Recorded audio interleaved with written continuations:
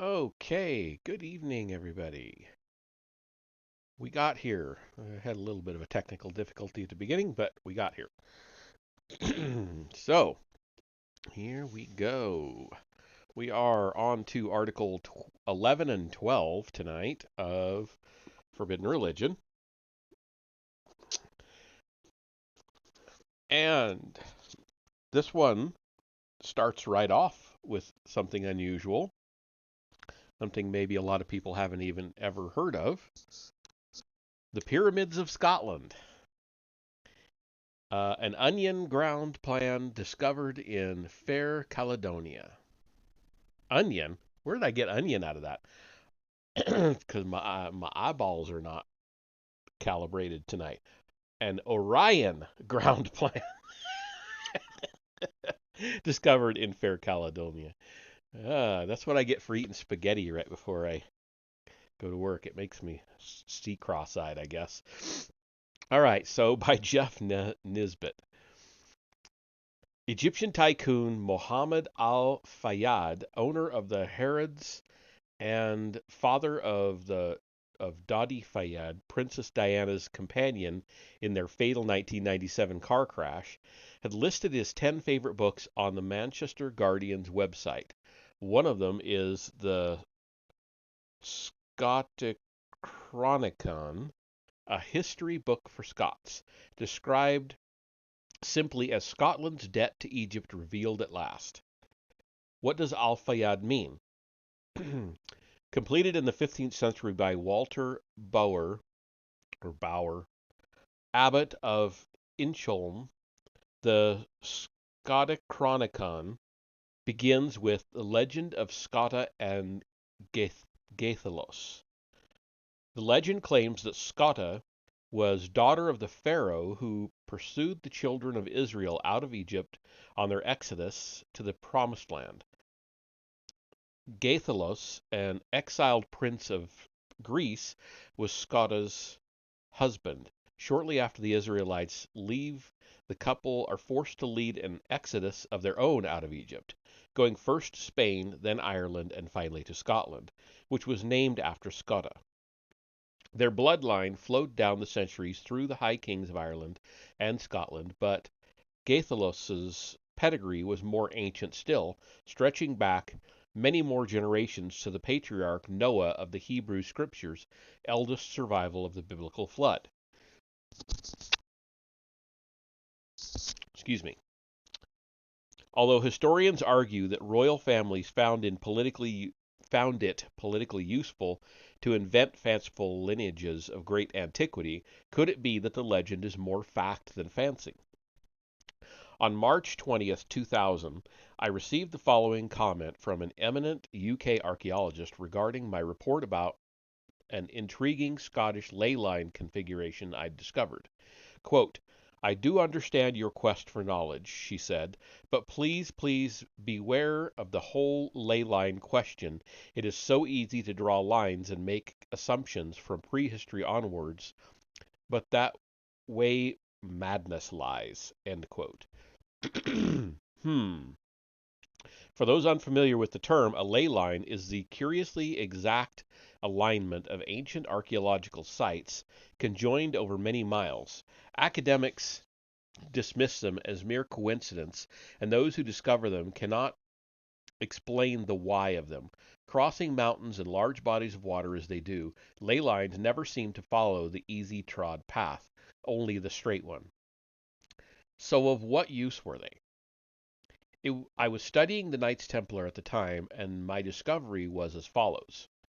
I had noticed a geometrical connection between two preeminent Templar sites in Scotland, their earliest known headquarters in the tiny village of Temple, and that famed architectural repository of Templar and Freemasonic lore, Roslin Chapel. Each could be connected by a third by straight lines drawn between two small islands, through two small islands to the northeast in the Firth of Forth, the islands of Craigleigh and Fidra, each line connected to the Isle of May, 25 miles further out, where one tradition tells us the Templar fleet landed after escaping from France. Historian Stuart McCarty has recently suggested that, quote, quote unquote, the May, as it's locally known, is in fact the Isle of Avalon where legendary King Arthur is buried. Glastonbury supporters, staunchly supportive of their own pet site's long-held Avalonian connections, are not impressed. Exactly midway between Craigleith and Fidra is a tiny island known locally as the Lamb, which will enter the equation later. I had then drawn 3 additional interconnected lines. The first stretched exactly due south from Craigleith to the Cistercian Abbey of Melrose, founded contemporaneously by Abbot Bernard of Clairvaux. The Cistercians and the Templars are thought by many to be 2 arms of a single order. Interestingly, I later discovered that if the line is continued far to the south of Melrose, it arrives unerringly at Glastonbury. The second line headed in the northwesterly direction from Melrose exactly through both Temple and Roslyn to a place called Crossford, where it intersected the third line. That third line headed due west from Craigleith, passing through Dunfermline Abbey along the way. Robert the Bruce, quasi-hero of my Mystery of Bannockburn article, contained in this book, was buried at Dunfermline, but his heart was removed and carried on an ill-fated journey to the Holy Land. Brought back to Scotland from Spain, which is as far as it got before the quote-unquote infidel horde put a stop to its passage, the heart was interred at Melrose, just a day's ride shy of a reunification with his body. History does not tell us why. In effect, I have found a compass and a square connecting several Templar and Freemasonic sites in southern Scotland. And as many will know, the compass and the square are important symbols of Freemasonry. They can be seen on every Freemasonic lodge in the world surrounding the mysterious letter G, which has been variously interpreted as God, Gnosis, or geometry. My ley line configuration buzzed with a significance that seemed to preclude coincidence, but a cautionary finger had been raised on my ley line investigation, so I put it on the back burner, but not for long. While researching my Bannockburn piece, I often viewed a computer simulation of the eastern sky as it would have appeared on the day of the battle. Countless times I observed the 3 equidistant belt stars of the constellation Orion rise invisibly in the daylight sky, and at some point I noticed they were rising over Fidra, the Lamb, and Craigleith. Throwing caution to the wind, I decided the Lamb deserved some attention. Sanity be damned. I then drew a line from the May through the Lamb and the exact midpoint between Roslyn and Temple, just to see where it might lead. It led to a tiny spot called Tara, far away in Ireland, where the high kings of that land were crowded. Kings descended from Scotta and Gaithalos. This was odd and getting odder. On a wall of Roslyn Chapel's underground crypt, the oldest and holiest structure in the building, is what has been called a, quote, working Masonic drawing, end quote. It's shaped more like an obelisk than a pyramid, and yet it sang a siren song to me. The central line of the drawing passes through 3 pyramids as viewed from above. Why despoil a holy place forever with a drawing that could have been more easily scratched in dirt? Is that not odder still? When it is visible, Orion is the most spectacular constellation in the sky, and little wonder. Of all the constellations, Orion is the least abstract and is strikingly humanoid in shape. But of all its 7 main stars, the belt stars have received the lion's share of attention over the millennia. Called simply 3 in a row by native North Americans, Their relative positions have been recently correlated by the researcher Robert Bovell to the ground plan of the pyramid complex at Giza. Um, oh, that's a comma, not a period. Oh, is it? No. Oh, I see. I see. There's a weird printing error here. I'll read this next paragraph, and then there are a couple of pictures to show. Orion and nearby Sirius, the brightest star in the sky, are inextricably linked to both the ancient Egyptian belief system and the mysterious symbolism inherent in today's bizarre Freemasonic rituals, practiced since the Brotherhood's earliest days, but now little understood, even by Freemasons themselves. Could the key to what has long been referred to as, quote, the lost secrets of Freemasonry, end quote, have been hidden in the light of day east southeast of Bannockburn on June 23rd, 1314? Okay, so I've got a couple of pictures. The first one is the constellation of Orion rising over the horizon on the day of the Battle of Bannockburn, Scotland. Okay. At least according to the computer simulation, anyway. Here we go. I guess that would be the belt right there. Okay. The next one is figure 11.2, the Masonic drawing still visible on the south wall of Rosslyn Chapel's crypt depicts the special relationship between the pyramids of Egypt and the islands in Scotland's Firth of Forth. Um, okay. I'll take his word for it on that one. I'm not sure I see, sorry, the same thing he's seeing.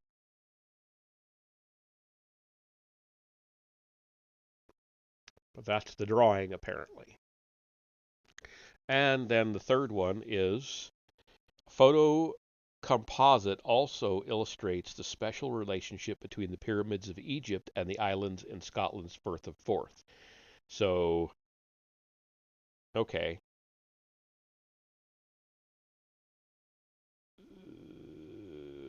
Okay. I guess I understand what I'm seeing there. So you've got the three pyramids and how they line up, and apparently the islands line up the same way or very close to it. I don't know. That to me seems like it could be a little bit of a stretch, but I see what he's saying, and I'll hang with him. On a wild hunch, I decided to bring Orion and Sirius down to Earth, laying the three belt stars exactly on top of the three islands in the Firth of Forth. Incredibly, Sirius lay on tiny Inchholm Island, further west in the Forth, where Walter Bauer had written his Scotichronicon. In Richard Hinckley Allen's Star, this is the title, Star Names, Their Lore and Meaning, the author cites a Hindu astrological tradition that personifies Sirius as a hunter who shoots a three-pointed arrow that pierces Orion through the waist. Never heard that before. It's interesting that Walter Bauer's surname derived from the craft of bow making. Could it be that Bauer, finishing his book, let fly an arrow of forbidden knowledge toward a more enlightened future? The other stars in the Orion-Sirius configuration, however, were not so accommodating. Bellatrix, the star that marks Orion's right shoulder, lay insignificantly in the sea far from the May. The island my compass had suggested played a major role in what looked increasingly like a message from the past.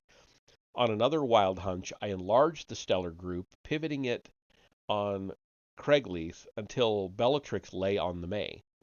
The result was riveting. Sirius now lay on Torfachine, headquarters of the Knights Hospitaller in Scotland, the Catholic military order that absorbed the remnants of the outlawed Templars and, by the grace of Rome, acquired most of their property to boot. Recent research, however, suggests the Templars may have continued to maintain a secret autonomy within the Hospitallers. But that's just the beginning. A line drawn from Bellatrix through Orion's left shoulder, Betelgeuse, led directly to Dunsinane Castle, immortalized in Shakespeare's Macbeth. Keith Laidler, author of The Head of God, relates an interesting tale about Dunsinane. He cites an 1809 newspaper article reporting that a large stone of, quote, the meteoric or semi-metallic kind, end quote, had been discovered hidden beneath the castle. The stone was sent to London for study, but disappeared en route. Laidler goes on to say that it was Scotland's real stone of destiny, and that the stone upon which British monarchs have since been crowned is a substitute. This real stone, he claims, is the throne of Akhenaten, the heretic pharaoh who tried and failed to establish monotheism in Egypt shortly before the biblical Exodus. That stone began its journey to Scotland with Scota, who Laidler says was Akhenaten's daughter, while Akhenaten led the Israelite exodus to the Promised Land under the name given to him in the Bible, Moses. Could today's Christians and Jews be linked to a common Egyptian patriarch? The implications are staggering. But where did Betelgeuse lie, the star between the May and the Dunsinane? My map showed a featureless landscape, but subsequent research revealed that an ancient stone circle, now lost, had once existed to the west of the nearby hamlet of Dunnino. If the lost circle proves to lie under Betelgeuse, archaeologists will have a merry time losing it again. The stars at Orion's feet also lay in interesting locations. Rigel, Orion's right foot, stood on the lands of Yester, built in 1297 by the Wizard of Yester, Hugo de Gifford. Yester Castle stands over a sizable underground cavern known as the Goblin Hall. Hugo practiced his magic in Goblin Hall before passing it to the Hay family in the 14th century. Father Richard Hay later wrote a history of the Sinclairs of Roslin. Lord William Sinclair, it is said, actually moved his castle to free up the chapel's building site. Location was everything, I guess, even back then. Safe, Orion's left foot, stood between the towns of Musselburgh and Prestonpans, on land once owned by the Cistercian monks of Newbattle and later associated with the Templar-connected families of Seton and Kerr.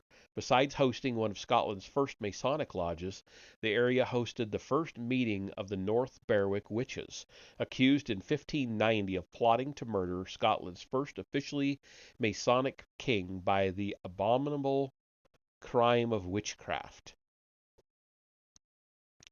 The trumped-up case, that was quote-unquote abominable crime of witchcraft. The trumped-up case, wow, sorry, hold on.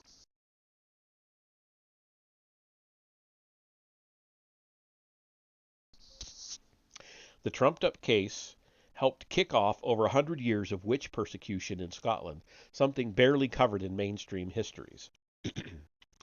Here's the kicker. A line drawn from Rigel through Safe led directly to Bannockburn's site of the Great Scottish Battle for Independence, where on Midsummer's Day in 1314 a great message was hung invisibly in the dawn, a message meant to eventually reveal that we've been fooled for a very long time. Surprise, surprise.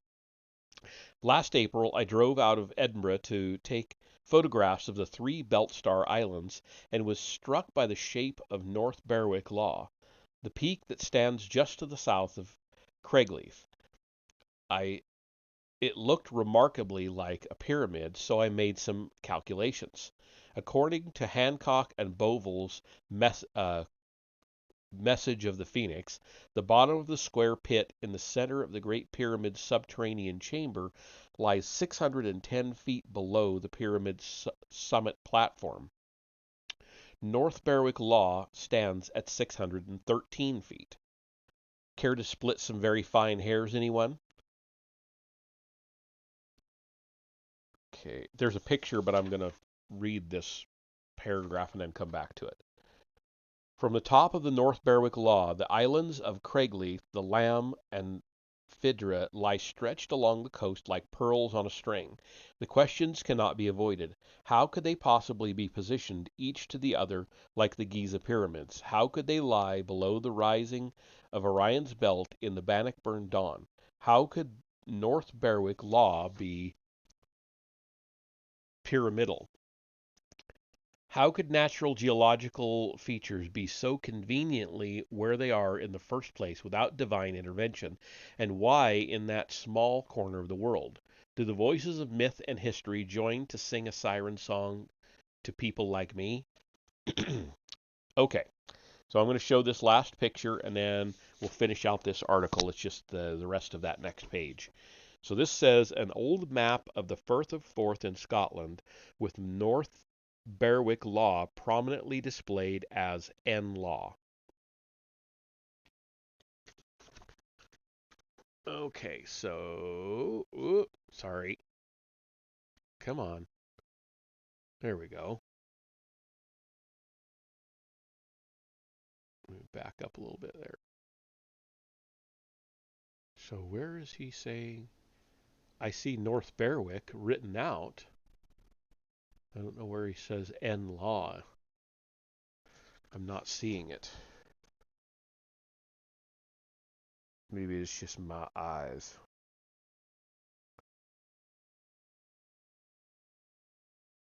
But anyway, let's finish out this article.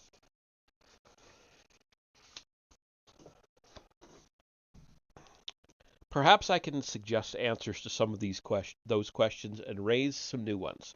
Risking the hoots and hollers of academia, I propose that North Berwick Law and the islands of the Forth are where they are due to large-scale terraforming, that is, shaping the landscape to suit a purpose that is only now emerging from the mists of time.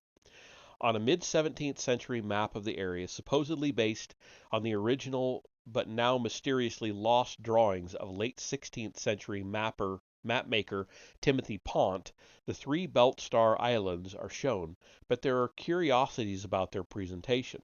The orientation of the groupings is wrong, and the Lamb is called Long Bellenden. The name is especially curious because the Lamb is not long at all. In fact, it is the shortest of the three islands. Could it have been shortened to sharpen the aim over the vast distance from the May to Terra? Might not the islands have been one long island at some point, carved from the mainland by a cataclysm the ancient myth makers would only hint at, and then cut into three? And might not North Berwick Law have been shaped from the tailings of such an enormous excavation? Just take a look at Phaedra, sliced almost in two and bored clear through, and ask yourself if it was shaped by God, nature, or the helping hand of man. I realize I stand on shaky ground here, but not without consideration, and I welcome your arguments. Be warned, however, that this article could have been a lot longer. The simple grid shown here has blossomed into greater bloom, and I'm loaded for bear. History tells us we're the greatest civilization ever to walk the face of the earth.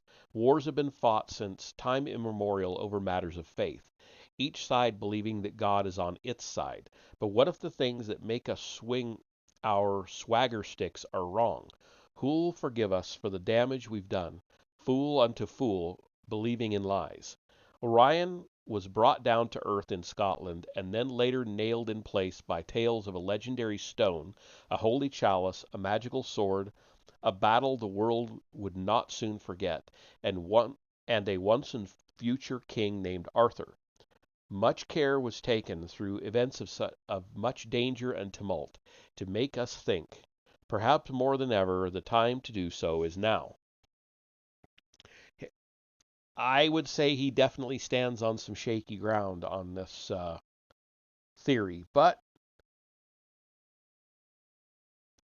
I would read more about it for sure. Um, if nothing else, at least it's a, a good thought experiment. I'm going to want to look up that, what was the guy's name? The Wizard of Yester, Hugo de Gifford, and the Goblin Hall. I want to look that up. I'm going to, I'll write it down when we're all done, but mark that page. Those are things I've never heard about, so I want to look them up. Maybe we can find a book on those. So many books to read on this stream. All right, so that leads us into chapter 12, or article 12, The Enigma of the Great Lost Sailor's Map. How did its makers know what they knew? By David Hatcher Childress. Another person that gets some grief for maybe not necessarily having the greatest research methods, but you know what? At least he's thinking and looking and theorizing, even if he's wrong. I'd rather he was wrong and did the work than just kept it to himself. Okay. Within a generation after Philip IV pressured Pope Clement V into disbanding the Knights Templar on October 13, 1307, maps called portolans began to be distributed throughout Europe. One of the earliest is called the Dulcert Portolan of 1339, which appeared just 27 years after the Templars were finally suppressed. Scholars of navigation have consistently tried to ignore the portolans because of their implications. It is accepted that they did in fact exist, but further conclusions about their significance have been swept aside. Stated simply, the mystery is not so much that the portolans appeared suddenly in 14th century Europe, but they were so incredibly precise. Previously, the barrier to medieval navigation was that longitude, the position east or west of any given point, could not be accurately determined. The key to finding longitude by celestial observation required measuring time with great precision. Accurate clocks simply did not exist in the medieval world, and navigators had to wait until 18th century technology supplied them. A modern expert, the late Professor Charles Hapgood of Keene State Teachers College in New Hampshire, researched the Portolan maps in the 1950s and 60s. Hapgood arranged to have his analyses checked by the cartographic section of the U.S. Air Force's Strategic Air Command and concluded that all the portolans seem to have been copied from one original. All of the surviving portolans are centered on the Mediterranean world, begging the question, did the source map from which they all derive depict a much larger area, perhaps the entire world? If the portolans represent just the small European portion of some larger world map, or mappa mundi, as academics would say, then the corollary must be that the rest of the world would be depicted as accurately as the small European segment. Researcher Michael Bradley says, quote, I believe it is justified to assume that it is probable, with its probability verging on certainty, that Templars did possess such a map of the world. The reason for stating this so strongly is simply that modern scholars have found just this kind of mappa mundi in Middle Eastern archives. Specifically, two very intriguing maps of the world have been located. The Haji Ahmed map was discovered in 1860 in what is now Lebanon, and then in 1929 the Piri Reis map was discovered in the old imperial palace in Constantinople. End quote. Excuse me.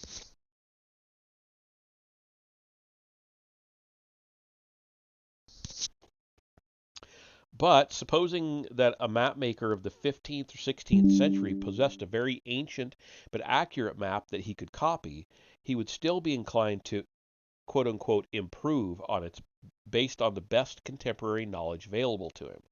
For places that were unknown by reason of inaccessibility, such as northern Greenland, for example, or for places depicted on the Mappamundi that had not yet been discovered, the mapmaker had no choice but to rely on his source map. When it came to places that the cartographer thought he knew, like the Atlantic coast of Europe and the Mediterranean area, he felt an obligation to improve things given the best knowledge available to him. Unfortunately for the medieval or early Renaissance cartographer, and unfortunately for modern scholars, 15th and 16th century knowledge and map-making techniques were not much for the mysterious source maps, were no match for the mysterious source maps, which were virtually always accurate. Consequently, the mapmaker's attempts to improve on them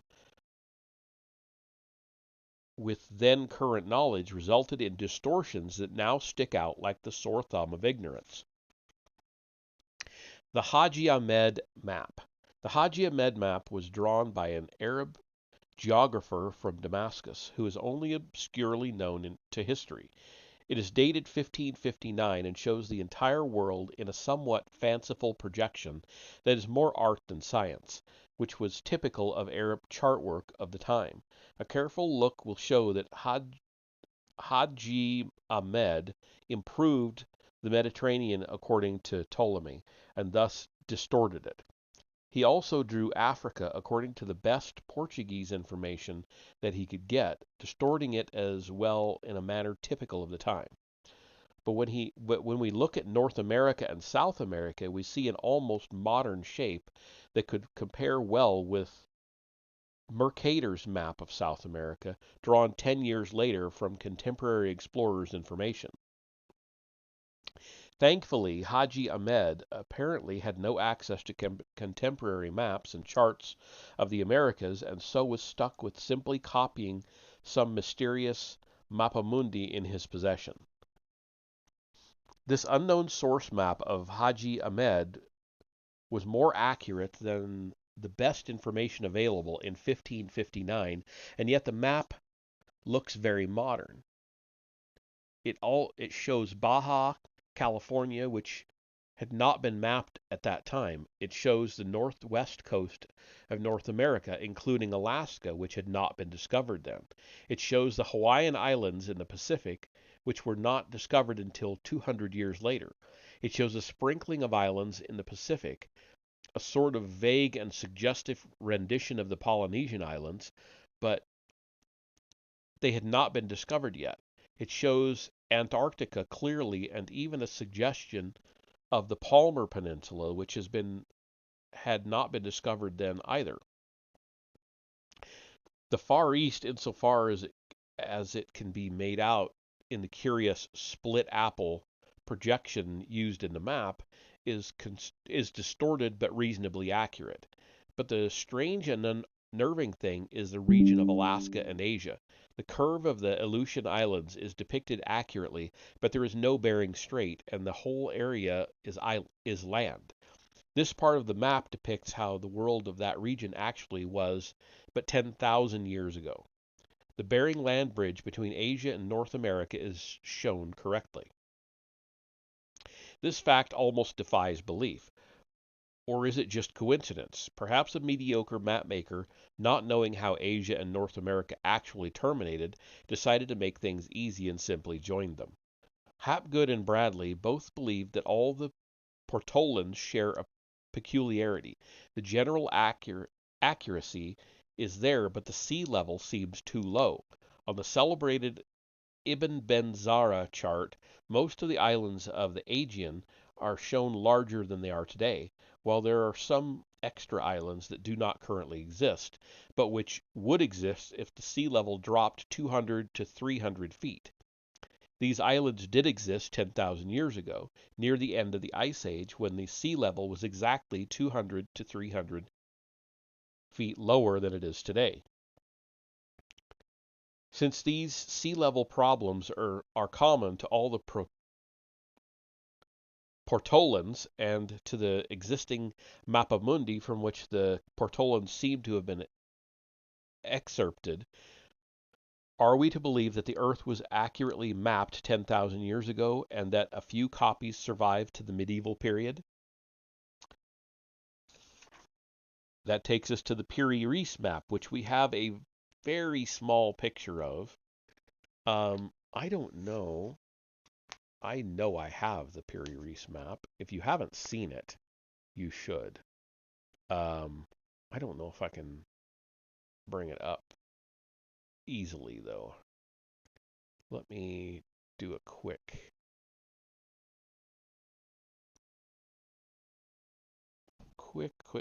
look here.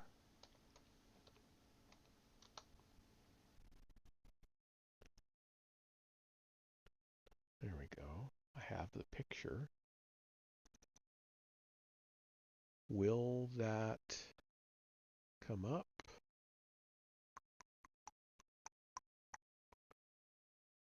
It's thinking about it.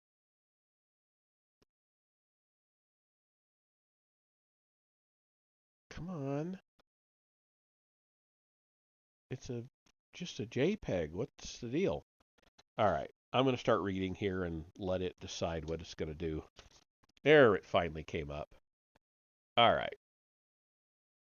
So, I don't know if I put this over on a different screen, if I can get it to come up. No, it's not going to show it. Sorry. I tried. I'll figure that out another time.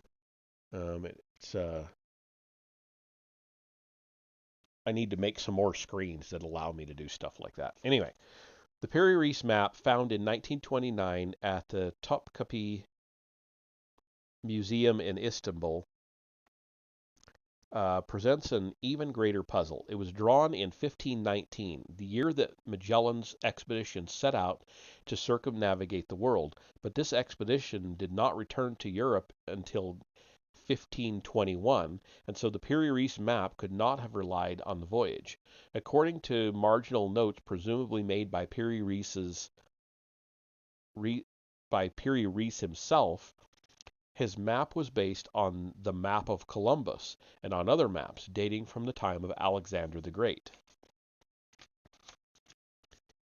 In any event, the map caused a stir in both diplomatic and geographic circles because it showed the Americas with great accuracy. The problem was that the American continent had not yet been explored or even coasted to any great extent.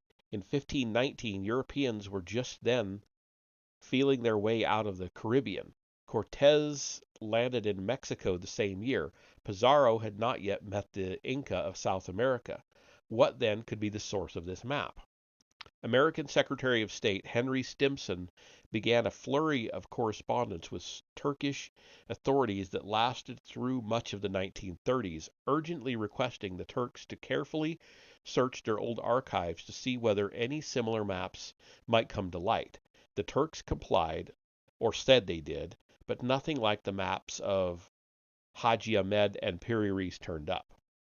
Piri-Reis does show the New World coastline with amazing accuracy, but it may not seem that way to the average reader. It was self-evident to cartographers of the 1930s, however, who were able to see immediately that the map had been drawn according to azimuthal equidistant projection, a technique well known to modern cartographers. Experts were and are amazed and puzzled. The map, Hapgood concluded, could have been made only with aerial photography. Okay, so the Piri-Reis map reveals advanced geographic knowledge in prehistory. I don't know if you're going to be able to see this. It's an awfully dark picture for what it is. I mean, you can kind of see it, but you can't really make out much. You really need the full color map. And honestly, if you've never looked at the Piri-Reis map, there's how it's spelled, Piri-Reis map. You really should look it up if you have never looked at it. Very, very interesting. And I think I somewhere also have the Haji Ahmed map, which you can get pictures of them online. Just Google it. Um, the Zeno map of the North. Henry Sinclair, Grand Master of the Templars after they fled France to Scotland, apparently had a remarkable map when he set sail for Nova Scotia in 1398. This map comes to us as the Zeno map, Z-E-N-O, Zeno map of the North, and was drawn by a Venetian navigator in Sinclair's service, Antonio Zeno, sometime in the late 1300s. This map was supposedly the result of a voyage made by Antonio and his brother Niccolo from Venice in the year 1380. Their explorations reportedly took them to Iceland and Greenland and perhaps as far as Nova Scotia. They drew a map of the North Atlantic, which was subsequently lost for 2 centuries before it was rediscovered by a descendant in the 1550s. A detailed study of this map, which Hapgood conducted and recounts in detail in his book Maps of the Ancient Sea Kings, which I do have, shows that Zeno's map was actually copied from some other highly accurate chart that was drawn on a conic projection. Antonio was not familiar with this projection, which is understandable since it was not devised until 3 centuries after his death, and he also improved things from his own knowledge when he could. Just how ancient the original source maps may have been is indicated by the fact that Zeno's map shows Greenland free of ice. Mountains in the interior are depicted, and rivers are drawn flowing to the sea, there where in some cases glaciers are found today. As with the revelation that Antarctica at one time was free of ice and perhaps inhabited, we find similar legends of a civilized people who once lived in northern lands that are now buried under thousands of feet of ice. The legends of Thule, Numenor, and the Hyperboreans. It is interesting to speculate that the Zeno brothers' map shows what may have been the lost land of Thule, a legendary northern land mentioned by such Greek and Roman historians as Diodorus Siculus, Strabo, and Procopius. Thule was an island in the North Atlantic, some 6 days' sail from the Orkneys, and 10 times the size of Great Britain. Even more strange, it appears that Greenland may have been free of ice at the same time. The lost land of Thule was important in Norse mythology to the Teutonic Knights of the Middle Ages and eventually to inner occult groups in Nazi Germany. They believed that Thule, generally identified as Greenland, had been an island to the north of Atlantis to which many Atlanteans had fled just prior to the destruction of their land. Did the Zeno brothers' map come from such a time? After the sinking of Atlantis, but before the ice had completely covered Greenland, the world's largest island. Where would these Italian navigators have run across such a thing? As we have noted, Antonio Zeno was in the service of Henry Sinclair. Perhaps Sinclair shared with him the chart that became the brothers' blueprint. But how did a highly accurate map of the North Atlantic get to Rosalind of the Sinclairs? Could it have arrived with the refugee Templars? And there is another map here. It says the Zeno map, published in 1558, comprises a set of letters and a map that resulted from the voyage of exploration taken by brothers Antonio and Niccolo Zeno throughout the North Atlantic with Henry Sinclair in the 14th century. Okay. Oh, there we go.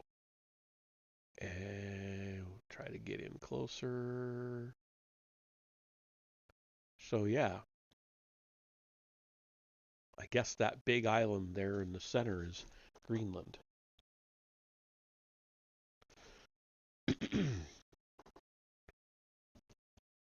Okay, the Templar connection. Two Mappamundi turned up in Middle Eastern archives relatively recently. The Haji Ahmad map in 1860 and the Piri Reis map in 1929.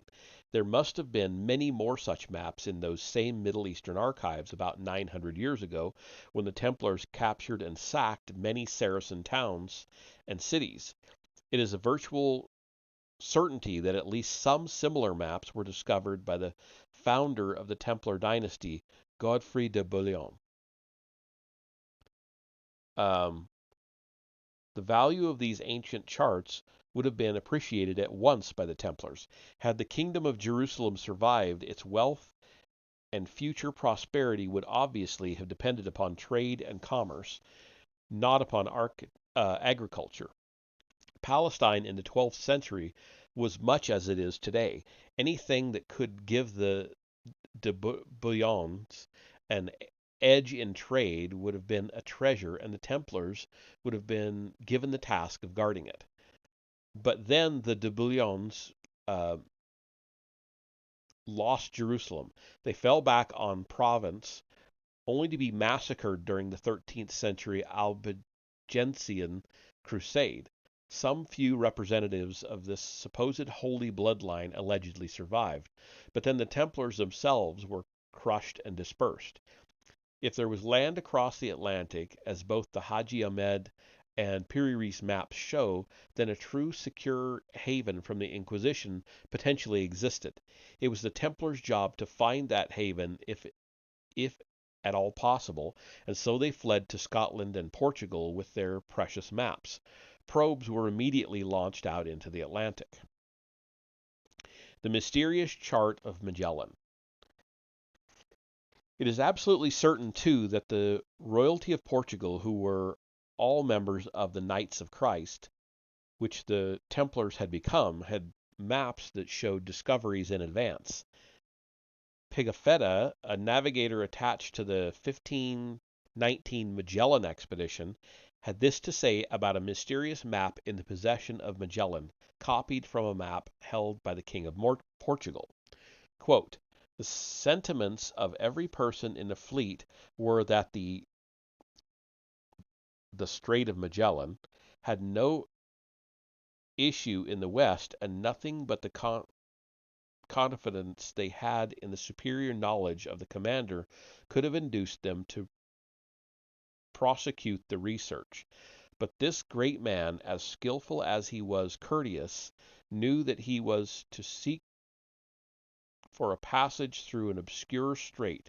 This strait he had been seen laid down on a chart of Martin de Boheme, a most excellent cosmographer, which was in the possession of the King of Portugal.